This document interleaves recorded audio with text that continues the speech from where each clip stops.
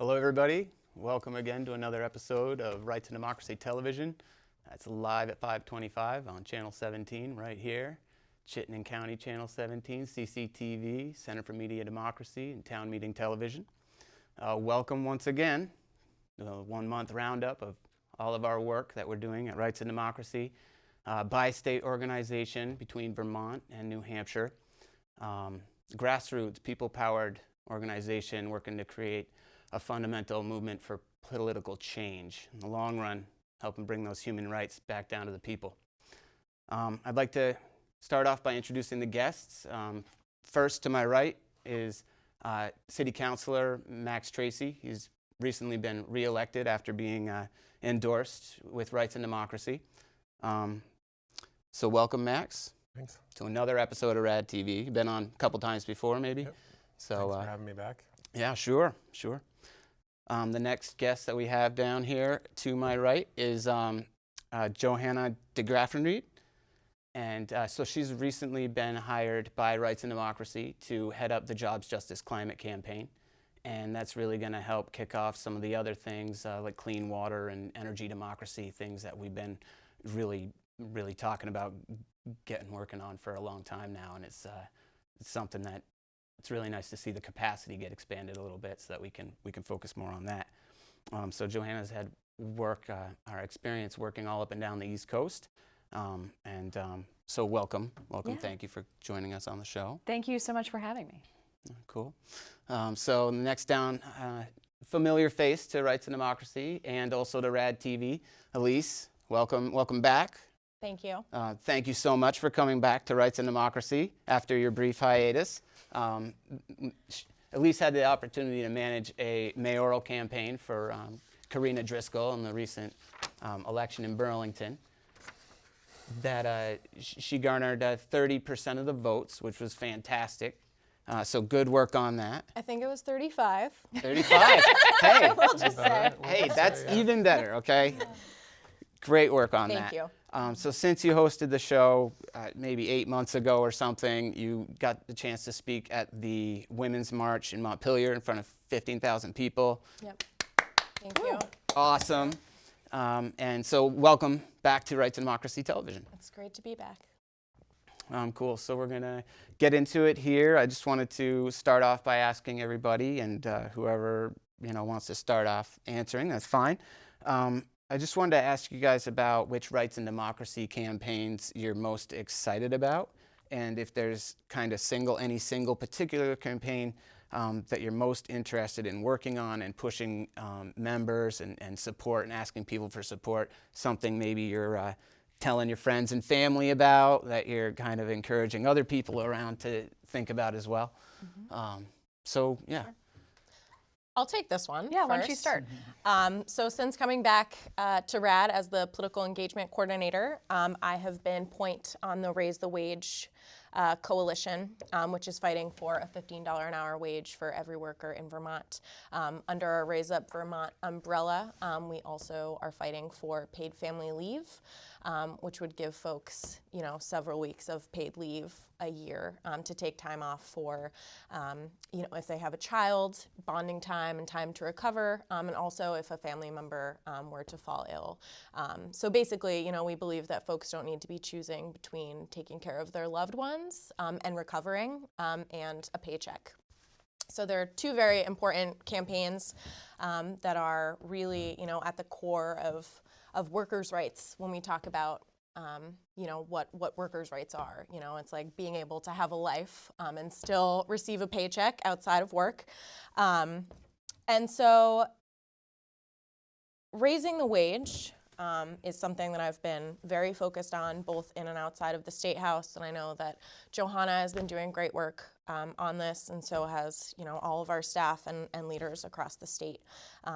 And so we're really fighting to get a $15 an hour wage in Vermont, which would directly benefit 70,000 folks across the state, including 17,000 parents. And we have a huge opportunity to win that in this session. And so I'm really looking forward to the last couple weeks of the legislative session and really just doing some great organizing around both of these issues. Yeah. And I would just say, if folks haven't gotten a chance to call their legislators to ask to meet with them, to email them in support of a $15 livable minimum wage and paid family leave here in Vermont, please take a second to do so today. It's a crucial time in the legislature as they are starting to move towards wrapping up in the next few weeks, and we really want to make sure, given the biennium nature of Vermont politics, that these two bills make it across the finish line this year. Regardless, Rights and Democracy and our partners are going to keep pushing for workers' rights and for families here in Vermont. So these efforts are not over. We know that there's a lot more that has to happen in this arena in addition to a livable wage and paid family leave. But we really need folks to reach out to their legislators today to express how important these issues are to them. Because we want to make sure that our champion legislators get all the support they need, but we also want to make sure that we really hear from working Vermonters across the state about what a difference this would make in their lives. And two, also, if Absolutely. you have never contacted your legislators, they're people, just like us sitting up here, just like you guys sitting out there watching this. They chose to be in these positions to represent you, and so they know that you're going to be looking to them, contacting them, and trying to talk to them. That's really something that's okay for you to do. So when they say go ahead and do it, seriously, try it sometime. We can help you do that, so you can connect with Rights and Democracy, contact us. Actually, as far as that goes, if you're watching right now and you have anything to say, give a call in at 862-3966, and you can ask any of us a question if you'd like. But that's just something we'd like to reiterate all the time at Rights and Democracy, along with our movement politics campaigns, stuff like that. We're trying to get people who are like you watching the show to get active in politics and maybe become, get on a school board or a city council or a mayor for your town or select board or something. So yes, we're all just people trying to make this world work. So please, yes, contact people and let them know what you think. Yeah, I'd say that one of the things that I found really surprising in serving in the role of a city councilor is just how few people actually contact you. And I think that that's disappointing to me in a lot of ways, because I feel like there's so much value to getting that feedback as we hear from folks, and I see that value just in terms of making better decisions or decisions that are better for our neighborhoods. And so I like to put my contact information out as much as I can, but I really encourage people to contact their representatives, and knowing that if not a lot of people are doing that, then that has a greater impact. If not a lot of people are doing it and you're the one who's reaching out, that's really going to have a pretty significant impact. So don't just think like you're going to be one of hundreds or thousands. The reality is it's not that many, and so any outreach that you do is incredibly important, especially at these crucial moments like the legislature. And so sort of getting back to the original question, though, about what RAD idea or sort of campaign that I'm most interested in, I don't know if it's necessarily a campaign yet, but it's an idea that RAD put out as part of their questionnaire, and is, I believe, in the people's the Burlington People's platform is the idea of participatory budgeting, and this kind of goes along with that. Being an active participant in democracy, I think that one of the ways that we can enhance that in Burlington is by establishing a system of participatory budgeting, whereby voters would have greater say in how the money in the city budget is spent. And the way we would do that is by setting aside a certain amount of money. We'd have to have significant conversations about how exactly the system would work, but basically you set aside a pot of money within the city, and you give maybe a neighborhood level committee or maybe a citywide committee. It depends on sort of the issues that you want to deal with, but the ability to review proposals that anybody can turn in. So giving people that opportunity to turn in proposals, projects that would affect neighborhood quality of life. Some cities even do it having to do with infrastructure projects, seeing what where the priorities are for people. Do we think we should do this more? Should we do that more? And really taking those decisions out of the hands of technocratic, decision makers, bureaucrats, and really putting them directly into the hands of the people. Through a process whereby they're able to submit ideas, have those ideas reviewed and vetted, and then ultimately elevated to a ballot. And I think we could see that happen in a town meeting day context here in Burlington, which I think is very much in keeping with our tradition in Vermont of really direct democracy through that town meeting, especially at the smaller town level. Burlington, we don't have that smaller meeting, so we could use the ballot to do that, and I think that's a really exciting idea. Yeah, and lastly, I would just say that I'm really excited as the new Job Justice and Climate Program Director to really lift up and continue to build on the amazing work of our organizer, Emma Schoenberg, and a lot of other people who have been on staff who have been working on those efforts, including yourself, around energy democracy and our clean water efforts here in the state. I think that for me, when I moved to Vermont, I really adore the community and the way in which folks really bond together about solving problems. And I think one thing I really am excited to talk to Vermonters about is when they're facing energy access and equitable energy ownership and decision-making problems here in Vermont, how can we come together to solve those? And then how can we also look at who's really impacted by drinking water issues here in our state and water contamination and work together to work on that problem, both on the local and on the state level? Because as communities, I think we know that if we know somebody in the next town over has, children, or anybody actually, but specifically probably children that are drinking contaminated water, we're probably going to think to help them out, probably instead of saying, well, just let them suffer. That's, I don't know. I don't think that's the Vermont way. I think we tend to, freedom and unity is the Vermont saying, right? It's the Vermont motto. It's not really what happened at Irene. We didn't just let everybody suffer on their own. We worked together. So Exactly. That's great. I'm glad you're here to help focus on that stuff. I'm thrilled. Vermonters are incredible people, and I'm so excited to work with all of us. So I guess we'll move on maybe to the next question here. So how does your position relate to RAD's overall goals and mission? How can RAD members help you specifically in your work and campaigns? So I was really psyched to hear about those different things. And then also, Max, if there's anything in the Burlington area that people could help you do, maybe Candace in your ward. I know there's, I think there's 2,000 RAD members in Burlington. So yeah, we'd get a bigger audience out here, but anyway, keep that up. Stay loud out there. So yeah, so what could people do to help you guys out? Would you like to start, Elise? Since I'll start, yeah. Great. Let's keep with this pattern. So like I said, as the political engagement coordinator, I'm working on these campaigns both in and outside of the State House, but I'm also overseeing and leading out Rights and Democracy's electoral work, which is going to be especially important coming up this fall. We have a number of amazing Rights and Democracy leaders who are going to be running for office at different levels, and we saw that with the Burlington elections this past winter. So that's really exciting. And how that relates to RAD's overall goal and mission. So RAD is a multi-tactical organization. We also work across multiple issues, as you've kind of heard here tonight. But that means that we use all the tools in the toolbox that are available to us to create change. And that means, we're educating folks in our communities and we're organizing around key issues. We're lobbying around key issues, like the $15 an hour wage and family leave. But we're also building the leadership within our communities so that those folks, will run for office and be champions on these issues in the State House. And so that we are, kind of cultivating this independent political power so that folks can, really be bold and champion the things that folks in Vermont need. And so that is something that I'm really excited about. I think that having an electoral strategy is incredibly important to actually building the political will around these issues, progressive issues in the State House and other government halls like City Hall. And how can RAD members help? I think that there are a lot of ways. There are so many ways to get involved, right? There is everything from calling your legislator or attending a meeting with your legislator, as Johanna pointed out earlier, to running for office yourself, or just, like you mentioned, I was campaign manager for Karina Driscoll. Any way that you can be involved in these local campaigns or even running yourself, I think is incredibly important. Make that phone call.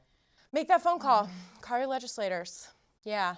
Tell them to raise the wage. Tell them why to raise the wage. Any issue you care about, even if you know that your elected official in whatever situation, may even support that. I think it always helps to just know that there's backup from your community and from the people who have elected you to that office. Yeah. Cool. Yeah. I would say, like, do you get a lot of thank you phone calls or emails? And if you don't, how much of a difference would that make in your ability to really champion something here in the city council? So you don't get that, and it's Right. it really wears like the role. Yeah. These roles really wear on you, and so to get that, it's just really nice. So if you like what someone's doing, tell them. Like that's a really kind of overlooked thing, but it's great to get that kind of feedback. Yeah, exactly. Because I think when we think about our legislators, or our decision makers on the local level too, we have a tendency, like we've talked about a little bit earlier, to kind of put them up on a pedestal that's a little separate from the rest of us, because we're like, thank you so much, you're representing us, and that's why I took the time to vote for you. But what's also important is to make sure that those folks get our support afterwards. You know, we have some incredible decision makers and legislators here in Vermont, and we really need to give those folks the backup that they need to take strong progressive choices.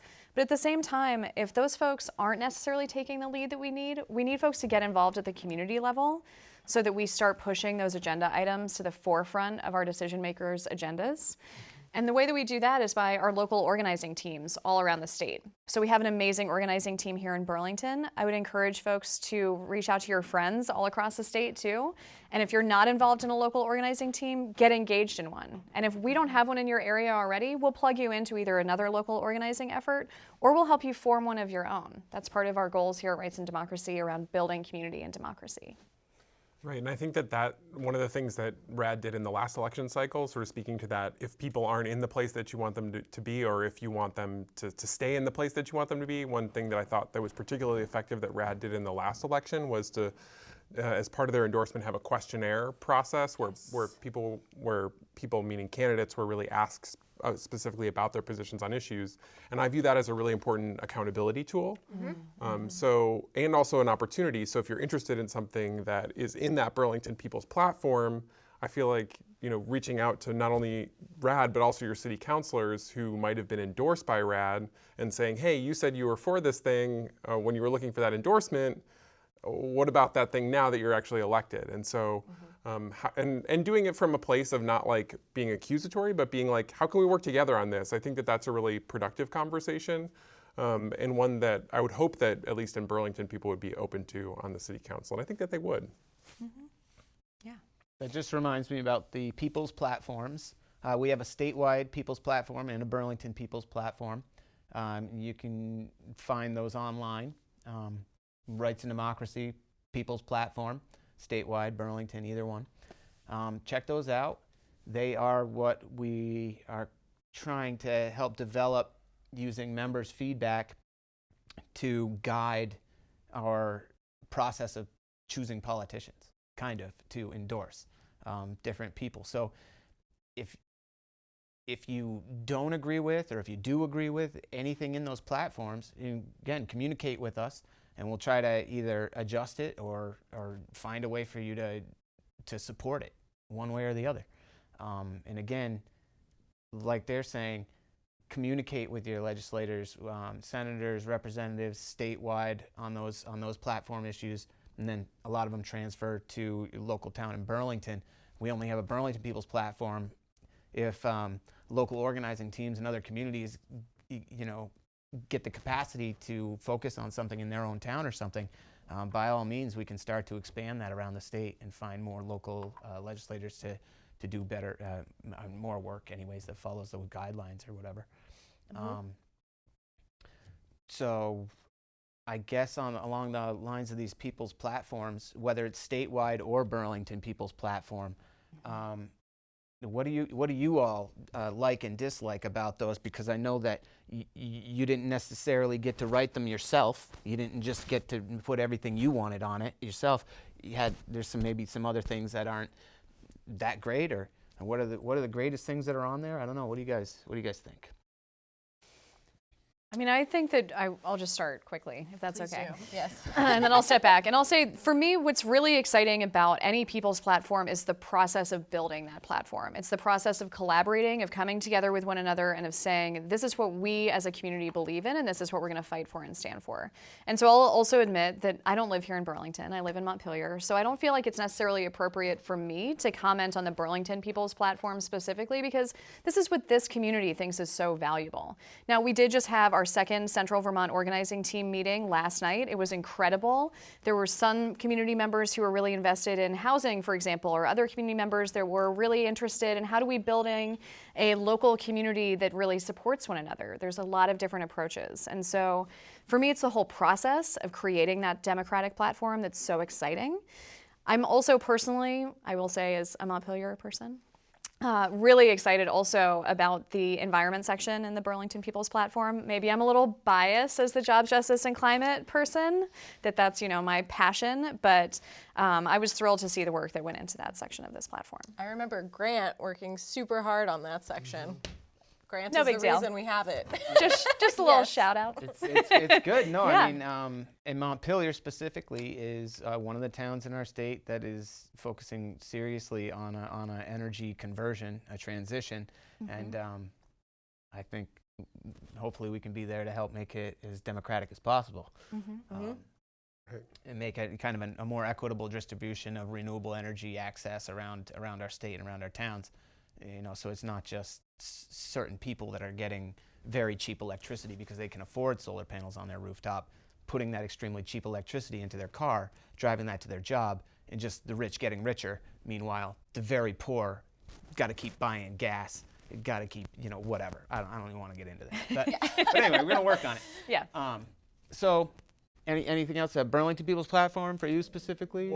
Well, sort of going off of that climate justice piece and kind of linking back to what we can do with RAD, I think that two aspects that I'm seeing coming through the City Council right now are, we're really trying to transform our transportation system in the city of Burlington from one that focuses primarily on cars and getting cars as fastly or as quickly through the city as possible to one that really creates an integrated multimodal system, and I see that as crucial to getting people of all walks of life feeling comfortable and safe riding and encouraging them to do so. And so changing that ideology and that thinking is incredibly difficult, but I think that if we're going to really start to deal with what we've seen over the years, which is an increase actually in vehicle miles traveled in the city of Burlington, which is problematic in terms of our carbon reduction goals, we really need to make sure that we are building these systems, but coming up against that car culture is incredibly difficult. And so we really need people to show up. Just outside this building, we have North Winooski, which is one of the crucial streets towards developing that network of protected bike lanes. And we're entering into a corridor study. So looking at the entire length of the Winooski corridor and saying, what can we do differently to better integrate all modes of transportation, and how can we make each of those modes work more sort of integrative in a more integrative way, and then work more safely for all users. And so that's going to be a heavy lift, and we're going to need a lot of people to show up. And I think that one of the things that I've seen in meetings is that a lot of times on these issues where the votes are close, sometimes that vote can break one way or the other depending on who shows up. And so if you don't show up and don't participate, a lot of times decisions are made that you don't necessarily agree with. And so I just encourage folks, if you do support those things, to really pay attention to things like this corridor study and stay up on it and show up at meetings, because that's really going to determine whether or not we are able to realize some of these climate change or these carbon reduction goals in our city. Yeah. Thank you for that effort. That's so exciting to hear. I will say this, I think that those efforts are essential towards both making our communities lower in their carbon emissions and better at our climate change goals, but also more accessible, right? So when I think about a lot of these efforts, it's about how do we make sure that we're really talking about climate change as a justice initiative, because those who are most impacted are those who have produced usually the least actual carbon emissions. And so how do we move forward with that process? And I'm really excited to see Burlington taking those steps forward in our communities here. And I think that there's a lot of other cities and communities across Vermont that are trying to think about things in that way, but that we really need the community involvement to make that happen. Yeah, great. I'll just echo what Johanna said about the importance of our membership being involved in, specifically the Burlington People's Platform. And I'll also say, I talked a little bit earlier about how Rights and Democracy is a multi-issue organization. And I think it's just really important to emphasize that all of these issues that are a part of this platform are interrelated. And so to move forward on one, it's going to have impacts on another. And so it's really important that we're kind of like tackling these things all at once, or at least, building the power through organizing, through getting folks elected who are going to champion these things. You know, it's a package deal. You can't do one without the other. And so I think a people's platform is incredibly important. And I like all of it. So diplomatic, as Big always. fan. This is why Elise is in the role she's in at RAD. It's because of her diplomacy skills. Okay, after all that, what changes do you hope to see in the upcoming year on any of the issues? Again, either as local to Montpelier or Burlington as you want to be, or statewide, or even nationally. Is there anything that you haven't spoken about that is kind of there that you would like to see come around? Yeah, I mean, Start. though Rights and Democracy focuses on the statewide organizing in Vermont, and there's a lot of work to do here in terms of like we have progressive champions who are running for the state legislature that I would like to see elected, and I think that that's going to be really important moving forward. But I know that there are a lot of members, and there's a lot of, for the past, like since Trump got elected, the 2018 midterms are going to be really huge on a national level as well. So I don't want to leave that out of the conversation. Yeah. But I do just, friendly reminder, Vermont is not this progressive utopia that we think it is. And so it's also going to be really important to be involved on a state level as well, and making sure that folks are getting elected here in Vermont to our state house. Yeah, and now's the time too, even if you have a legislator during this biennium election that's coming up this fall, who you feel actually already is on the same page as you, who's really moving forward in a good progressive way that works for all Vermonters on issues that you care about. Now's the time to get your legislator on the record about those. This summer is the time, and this fall is the time to have those meetings with your legislator. We're going to be working with our teams to have those kinds of communications with legislators and our members for sure. And we really think that it's important that not only during the legislative session do folks contact people, but we say, if you're really passionate about justice as a decision maker and as someone who's running for office, get on the record now. Get on the record now while you're running for office that you support these issues. Yeah, absolutely. Yeah, I feel really lucky to have the state reps that I do, and I'm really excited about supporting them coming up. I have my state reps are Selena Colburn and Brian Chena, both of whom have been incredible leaders this session in the State House on so many different issues. So I just want to give a shout out to them for all their hard work. I'm really proud of everything that they've done for our community, and I'm looking forward to supporting them personally in this upcoming race.